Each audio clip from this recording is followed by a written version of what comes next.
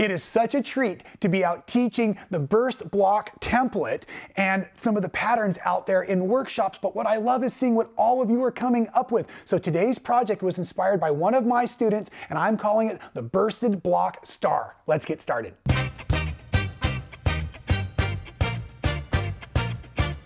So I'm playing on a couple of different variations in the burst block original pattern, right? Now, the student came up with a really cool way to make the center kind of spin out into the outer perimeter, and that's where that whole star design comes from.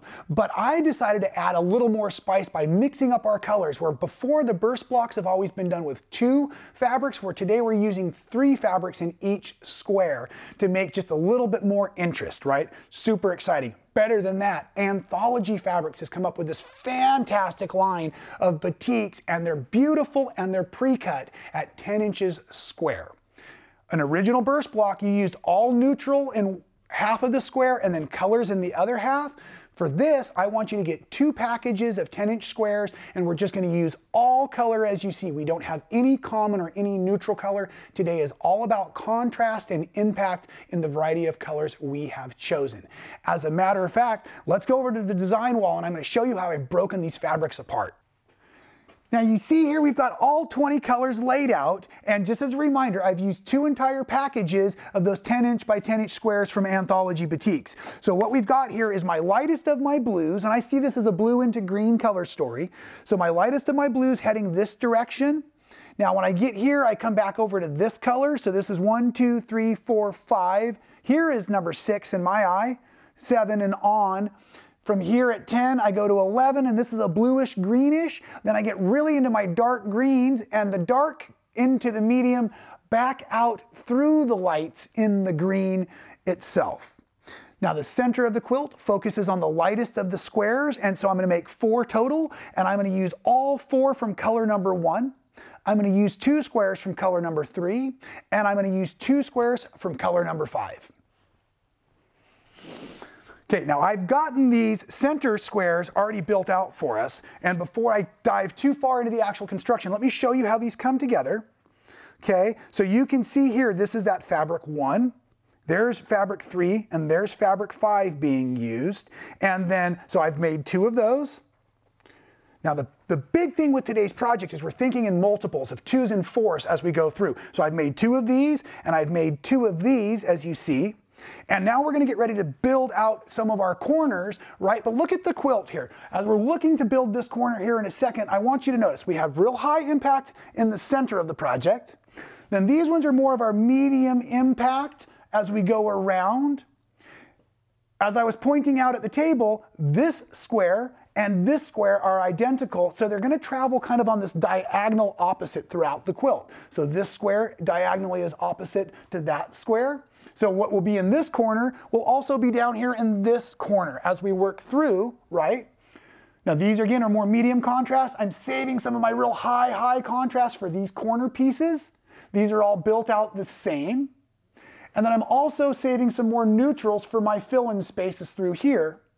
And I don't want you to have to worry too much about the color numbers, because what I've created here is this little diagram, and I've just put a number of the color I used, and that's why we did what we did at the wall, so you would understand the placement, and you just have to have half the map labeled because the other half will be the diagonal opposites. And of course, like I said very early on, you'll come up with your own fabulous ideas. That's where this came from as well. So I want to walk you through the construction of the burst block itself. And what I'm going to do, like I said, we're using 3 fabrics and we're building those corners. So what you see here is the green that I've already pre-cut for us. And I use my burst block template to do just that. Now I've added some new things to my template. I don't know if you can see or not. Let me put this right here for just a second. There's these wonderful little true grips that are out there, these little circular silicones, and I have them on both sides of the template because we use the template and we flip the template while we're sewing and cutting today. Okay, so I have those on here. This was cut from a 10-inch square, exact, and I have 3 pieces. This is the wedge, and these triangles, I want to point out right now, are not equal-sided triangles. This side up here is shorter than this side right here, because this is shorter here than this side was. And that's going to be important. So I keep all of this orientation just like this. Some of you might be wanting to use a Lazy Susan right now. I don't have a problem with that, but in practicing, I prefer to look at this template always like this until the squaring at the very end. Okay, so I'm going to need to do this, and these fabrics stay together. And then I also had 2 squares that were done. I'm hoping you can tell these are slightly different fabrics right here, right? I'm saying 3 fabrics in the block. So this was cut on the bias right across the 10-inch square there. You won't need that ruler again. We're just going to use this template from this point on. And our first step is we're going to sew this wedge right in here. Now, we are sewing 1/4-inch seams and we've got angles going everywhere.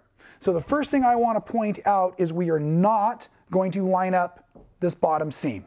This is built like this on purpose. I'm going to set it right up so you get a really good close-up. I cheat roughly 3/8 of an inch to 1/2 of an inch past the short end of the wedge fabric. Can you tell I've been practicing that sentence? Right? So I've got a little bit of this tail running past on this end. Therefore, I have a lot up here, and that's okay. We're going to sew, and then we're going to trim, and then we're going to sew again. I'm doing a 1/4-inch seam here, and I like to have the wedge on my feed dogs. So right now I'm starting up at that top corner. The positioning does not need to be exact of the triangle on the wedge or the burst. However, as you sew through this, the first time you press it open, you're going to see if you needed to go a little bit further or if you could cheat a little bit less. Because this is all getting it so that bottom edge lines up so nicely. Back stitch there, and before I even leave the machine, I'm just going to grab the other side and sew it on. And I'm going to show you this real close. Now, right now, again, this is an equal-sided triangle, so I'm just using the long bias cut that I made across that 10-inch. Later on, it's going to matter which side we're putting that on there. Then as I bring this in, as I get in real close to the presser foot, I want you to see I've got that cheat. I've got the corner of my triangle hanging over that edge there. That's real important. And in the workshops, if you don't do enough of that little cheat over there, I find folks are coming up a little short on the blocks and they feel a little frustrated. So I just try to make a big point out of that today. The benefit of the comeback videos, right? The videos where we've reinvented new stuff and playing with it again so we can teach you all the information we learn from all of you out there, okay? We're gonna press between every step, but I'm gonna do both sides at a time. Let's go ahead and move these out of the way, but I'm going to stack them like this because these are the edges we're working on. There. And then I'm going to take my iron, and one of the things on these burst blocks is I want to iron so that my wedge folds open this way. I'm not pressing my seams open, but I'm pressing them so that seams run away from the middle. And the easiest way to do that on the first seam is to come straight up this middle wide part of the wedge on one side and press it over, and then the other side and press it over. Make sure I got that nice because my iron was just a little cool. I wasn't paying much attention to it over there. It'll be ready for our next seam for sure. Okay, now what I was trying to teach you with that overlap is this right here. I want that to overlap right there because when we put a square on this thing, like this, I need you to have a little bit of extra fabric over there so we have something to cut away. The use of the burst block template looks just like this. We have a couple of things to look for. There is a etched or printed version of the template, this little picture right here. I'm going to lay it down so it doesn't shake. That is what I'm going to refer to as the wedge. It is always on the wedge piece of fabric while we're cutting. We're going to use these lines, 1, 2, and 3 to represent our seam allowances. So we're using number 1 dot because it is our first seam allowance. And the first thing I'm going to do is I'm going to find that seam allowance right where it was. Now the second thing I've learned to do is I'm going to slide this down right here. And actually this is actually the third thing. The first thing, the burst is on the burst. Second thing is the dotted 1 seam allowance is on our first seam, and I'm going to cut this, and I always cut here before I square. However, this is something that I want you to understand very closely. I'm going to slide this up just a little bit. The tip of the template will touch on the edge of the fabric. It will not touch on the tip of the fabric. This is how we make the most accurate wedges, is we're going to try to lay this on this side right here, and then when I cut the other side, I will have the wedge on the wedge, I will have the first line on the first line, and then I slide that line back down. And now what you're going to see is that the tip of the template is on the other edge of the fabric, but in a very similar location. Remember, it was sitting about here earlier.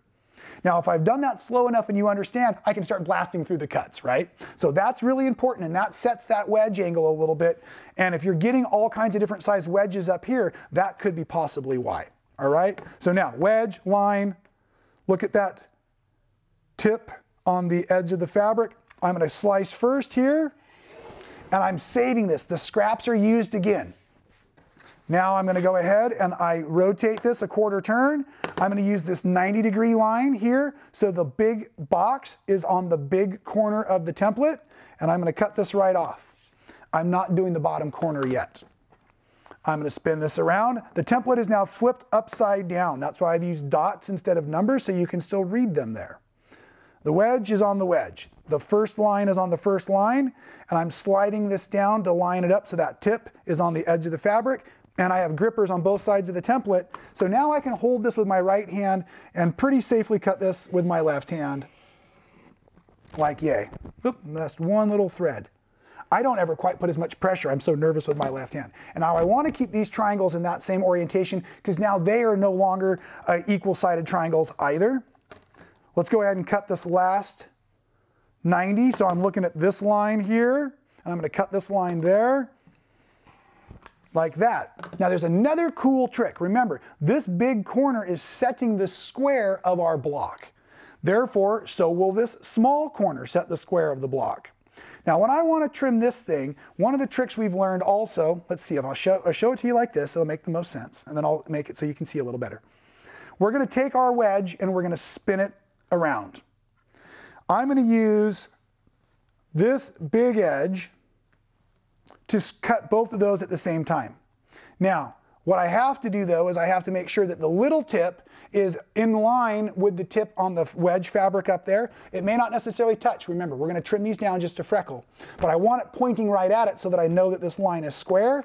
And now I can cut one, and I can cut two, and I effectively have learned how to use the template and manage my fabrics. See how nice that's looking?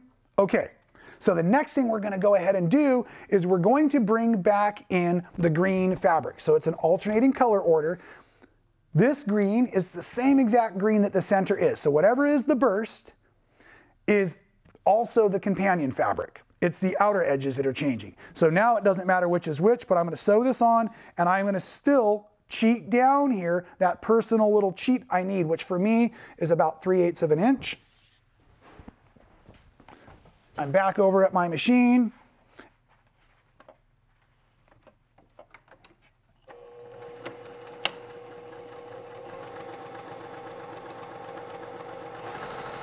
And I'm going to sew this nice. Oh, I got a little peppery on the gas pedal there. That's what happens when you have to sew with your shoes on at work. And now I'm a little nervous because that looks like it's a little short. I may have a teachable moment coming up here pretty soon. Okay, now we also want to talk about this because I'd say I got discombobulated while I was moving fabrics around. Maybe you've dropped your triangle and you're not sure how does it fit back in, and we're dealing with batiks and it just looks all weird. So what I want you to check, this is the long edge. Remember, we're building squares. So I need to put the shorter edge of my triangle back in. So I can just fold this over. And if you're using pinked edge fabrics, those would still be the two pinked edges, right? So I know this is now the short edge. So the short edge of this piece goes to the long edge of this piece, and I'm going to cheat it down here like always.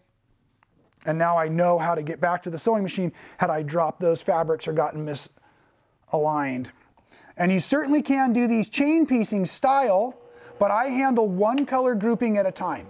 So I might be sewing 2 sets of blocks or 4 sets of blocks based on how the colors are.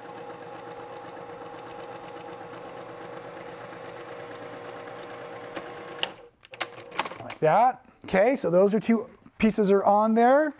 I'm going to want my iron ready to rock and roll. And at this point, the block is getting large enough that I can just drop my iron up here at the top and press that over. But taking the time to press those seams will really also help in the accuracy on this. And then remember, we have a possible disaster heading at us right now, and I don't think we're going to be in trouble, but let me show you how you can prove that to yourselves at home. Because I have a lot of students that'll come up a little concerned that something has gone south. Remember, I thought that this edge down here might be a little short. Okay, so what I can do is I can take my template while it's handy, and I can lay that that 90-degree corner right back on here. And you might be able to see that, yes, I did come up a little bit short. However, I am still, if I were to lay this on here, I am still within a 1/4 inch seam allowance, and I know I need to square these blocks back down. So I am just on the other side of disaster. I am not going to take this seam out and rebuild it, but if I was any shorter, I certainly would. I hope that makes a little bit of sense, and I'm kind of glad it happened that way. Okay, now we're going to cut these again. We're going to be using the second dotted line as our reference. So we start with our wedge on the wedge. I'm going to put the second dotted line in play. And then what I've learned is once I line those up, that's when I start to slide the template down.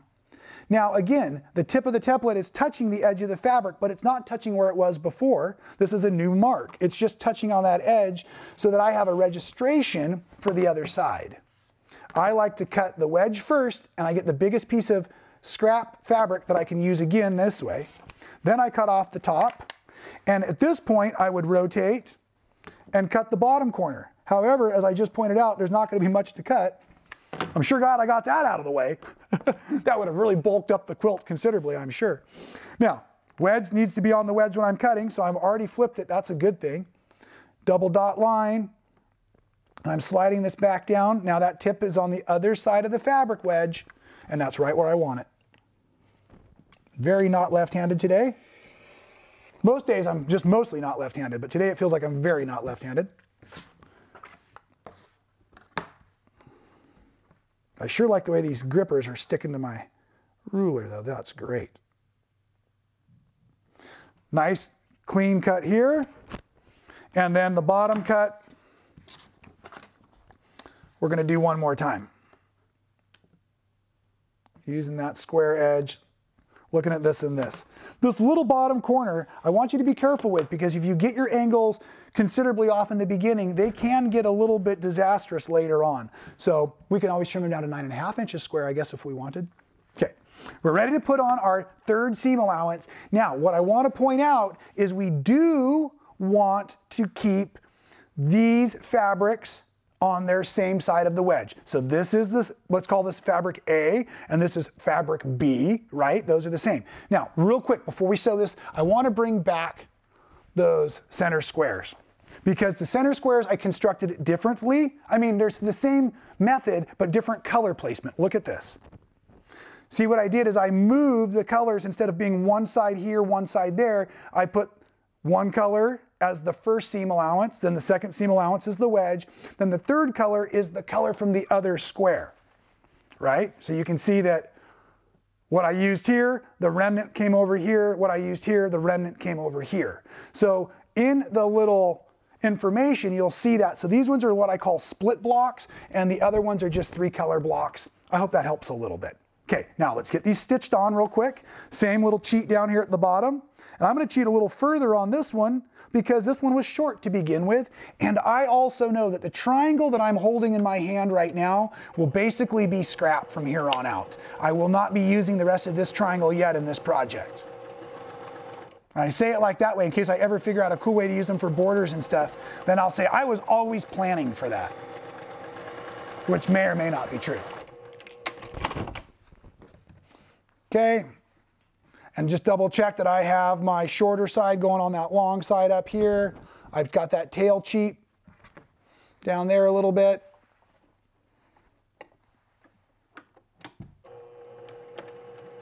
And I like to catch that starting right in that V there with my threads.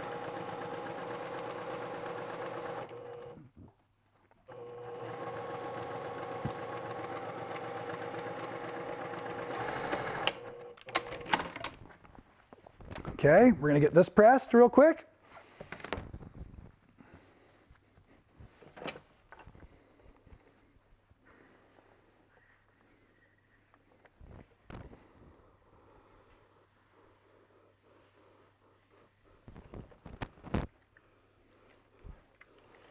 Okay, now we're going to use the last dotted line, the third dot line here on our template.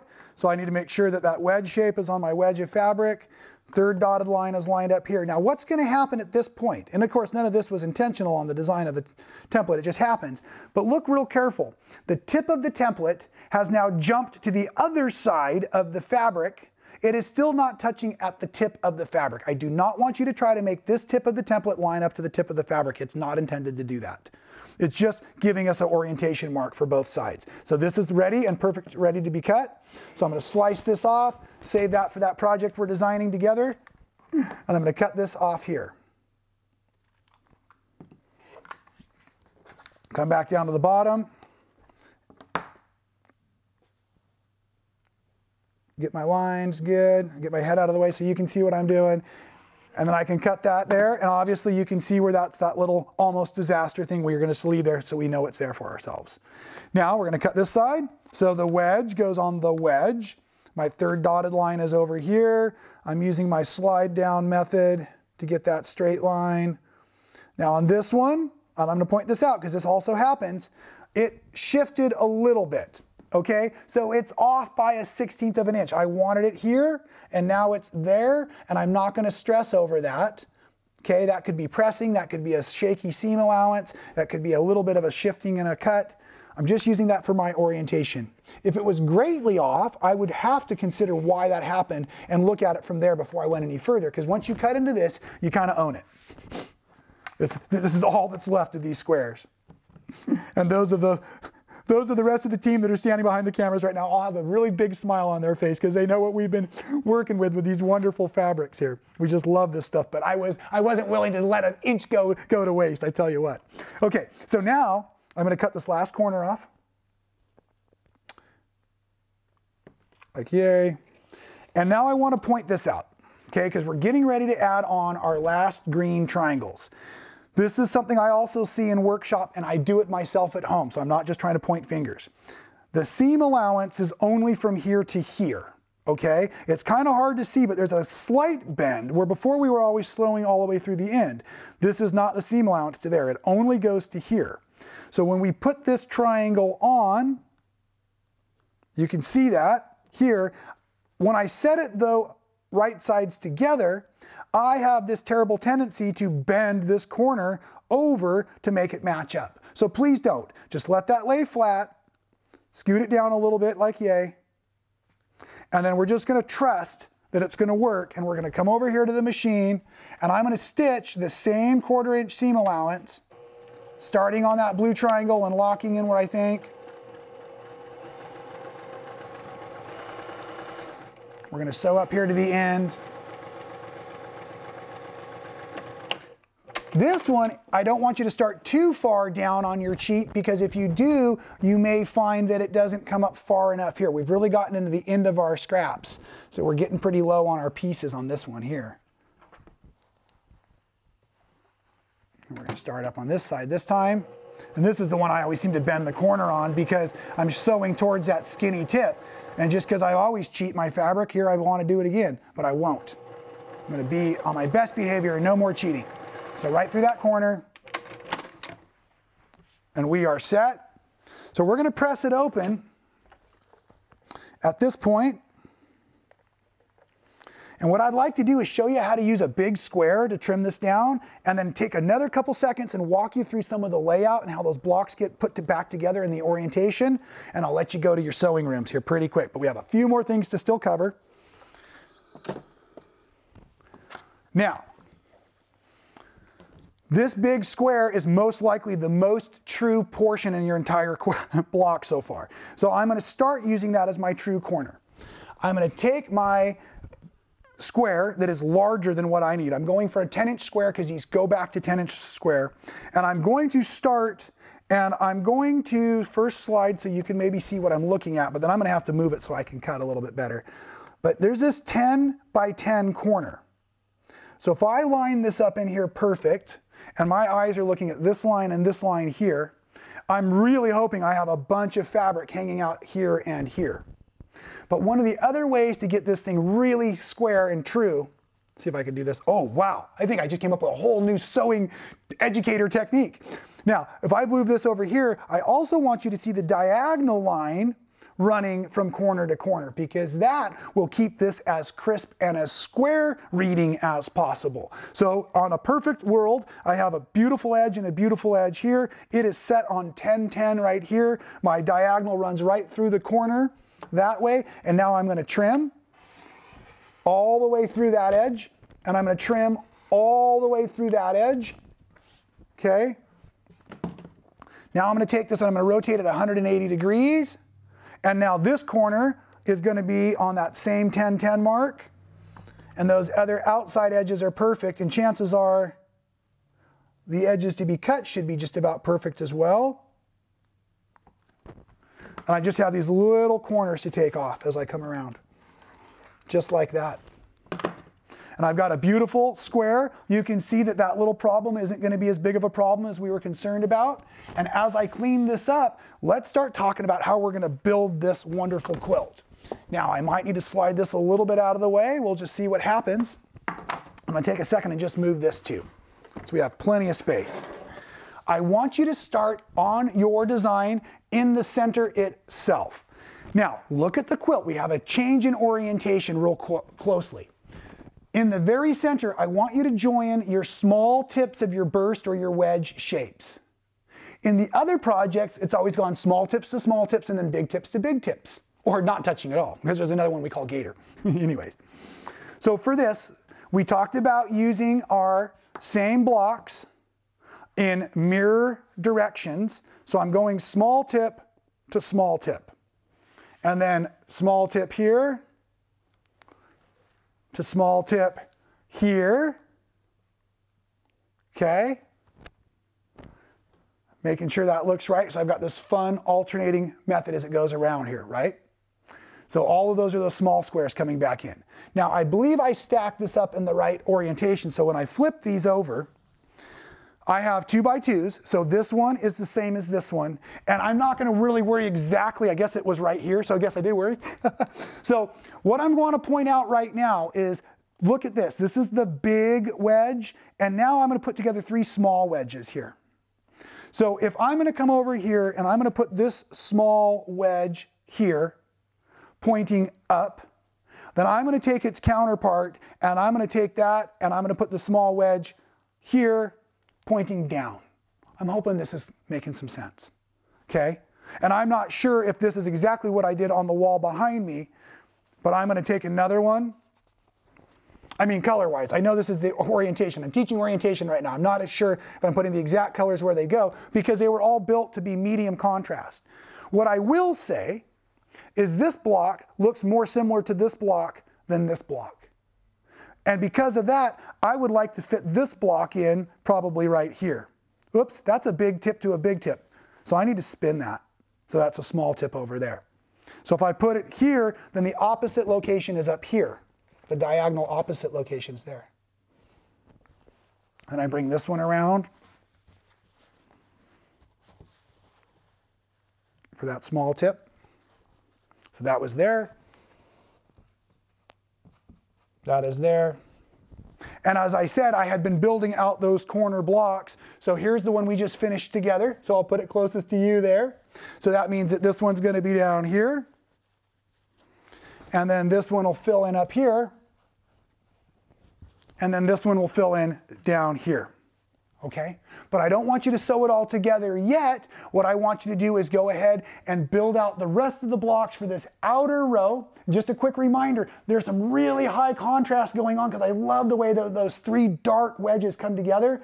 But this square is exactly the same as that square, and that square. So these are built in 4 packs. Okay, so you have 4 as you work around. So this one is exactly the same. So I did it 4 times. that way. And you just build those all in. Now the easiest way obviously is get all your squares made, and then you're just gonna sew them together, seam, seam, seam, seam, seam, and then build your rows and join them all up. And you're ready for some awesome machine quilting. Now, I've done a lot of different styles of free motion machine quilting in the burst. I've done stitch in the ditch. I've done straight lines between, which will still work for this because we still have those lines running, which is really fun. This one right here, I actually sent into the Missouri Star Quilt Company for the machine quilting because I love the geometric pantographs they use, and I think it looks really cool. And I wanted to soften the whiteness, I said white, not bright, but the whiteness of this center square. So I chose a dark color thread intentionally to help bring this all down, bring it all together, and bring the dark from the corner so your eye is bouncing back and forth like crazy into that center star. So again, to all of you wonderful students out there, thanks for inviting me to come hang out, and thanks for letting me steal your ideas. What a blessing this has been. Thanks for working with the templates and stuff. I'm super excited to present this project today. Now, I'm pumped about these Anthology Batiks as well. I want to hear what you think. What is your favorite batik line out there? Drop your information in the comments below, and we'll see you next time right here at Man Sewing. Thanks for being a Man Sewing fan. It's great to have you out there encouraging me to create fantastic new content. If you've missed any of the videos, we've got links for you here and here. And while you're checking those out, make sure you're subscribed. We don't want you to miss any of the action.